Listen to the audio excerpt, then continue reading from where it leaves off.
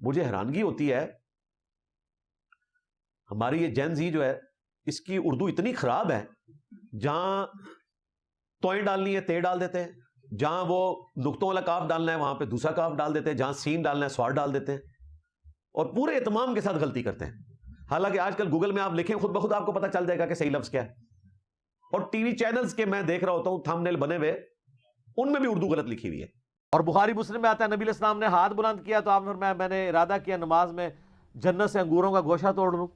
حضور نے فرمایا نہیں، اصل میں مجھے اللہ تعالیٰ نے نماز میں جنت دکھا دی 7 آسمانوں کے اوپر، اور اس میں نے جنت میں ایک انگوروں کا گوشہ بھی دیکھا، اور اس میں بھی انگوروں کا ایک گوشہ میں نے دیکھا۔ تو آپ علیہ السلام نے فرمایا کہ میں نے نماز میں جنت دیکھی اور میں نے انگوروں کا ایک گوشہ دیکھا، ارادہ کیا تمہارے لیے توڑ لوں، اور پورے اہتمام کے ساتھ غلطی کرتے ہیں۔ حالانکہ آج کل گوگل میں آپ لکھیں خود بخود آپ کو پتہ چل جائے گا کہ صحیح لفظ کیا ہے۔ نبی علیہ السلام نے ایک بندے کو پرانگدہ حالت میں دیکھا، آپ نے فرمایا کہ اسی کو سپورٹیو ایک اور حدیث ہے بخاری اور مسلم میں، اس میں ہے کہ ایک نجد کا ایک دیہاتی پرانگدہ حالت میں بال بکھرے ہوئے حضور کے پاس آیا۔ ابن عباس کہتے ہیں کہ ایک دوپہر کو میں نے نبی علیہ السلام کو خواب میں دیکھا، پرانگدہ حالت ہے، صحیح بخاری میں حدیث ہے۔ نبی علیہ السلام نے فرمایا تم میں سے کوئی شخص پرانگدہ حال آتا ہے اللہ تعالیٰ کی بارگاہ میں، اور پورے اہتمام کے ساتھ غلطی کرتے ہیں۔ حالانکہ آج کل گوگل میں آپ لکھیں خود بخود آپ کو پتہ چل جائے گا کہ صحیح لفظ کیا ہے۔ یہ یاد رکھیے گا مختار سقفی نے آل امیہ کی بیج کنی کی تھی۔ جنگ یرموک میں جب رومن امپائر کو گرایا گیا سیدنا عمر فاروق رضی اللہ تعالیٰ عنہ کے مبارک دور میں، تو اس وقت مسلمانوں کی طرف سے جو بڑے بڑے 4 سپہ سالار تھے ان میں سے ایک یہ تھے۔ اگر میڈیا میں بیٹھے ہوئے شیعہ آپ کے اوپر ڈال رہے ہیں تو یہ وہ آپ کی بھی آگے آئی ہیں، دونوں نے ہی غلط کیا ہے، دونوں کو ہی مردرے الزام نہیں ٹھہرانا چاہیے۔ اصل مسئلہ ہے حکومت وقت۔ اور بوسہ قبر میں علماء کو اختلاف ہے اور احود منع ہے، خصوصاً مزارات طیبہ اولیاء کرام کے ہمارے علماء نے تصریح فرما دی ہے۔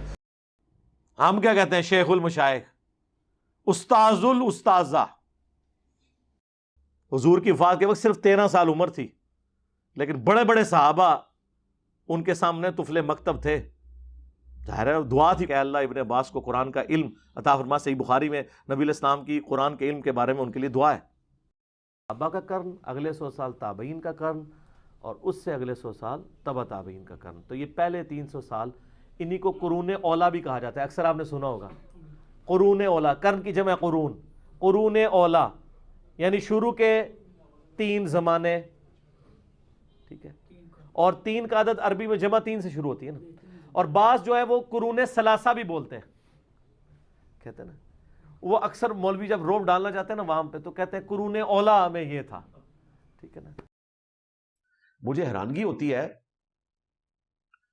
ہماری یہ جین زی جو ہے اس کی اردو اتنی خراب ہے، جہاں توئیں ڈالنی ہے تے ڈال دیتے ہیں، جہاں وہ نقطوں والا کاف ڈالنا ہے وہاں پہ دوسرا کاف ڈال دیتے ہیں، جہاں سین ڈالنا ہے سواد ڈال دیتے ہیں، اور پورے اہتمام کے ساتھ غلطی کرتے ہیں۔ حالانکہ آج کل گوگل میں آپ لکھیں خود بخود آپ کو پتہ چل جائے گا کہ صحیح لفظ کیا ہے، اور ٹی وی چینلز کے میں دیکھ رہا ہوتا ہوں تھمب نیل بنے ہوئے ان میں بھی اردو غلط لکھی ہوئی ہے۔ جہاں جہاں مجھے موقع ملے گا میں کیا دوبارہ کیجیے؟ چک ورڈ، اچھا، اب اس کو کتا نہیں بنا دینا، میں مثال کے طور پر نہیں، جی ٹھیک ہے۔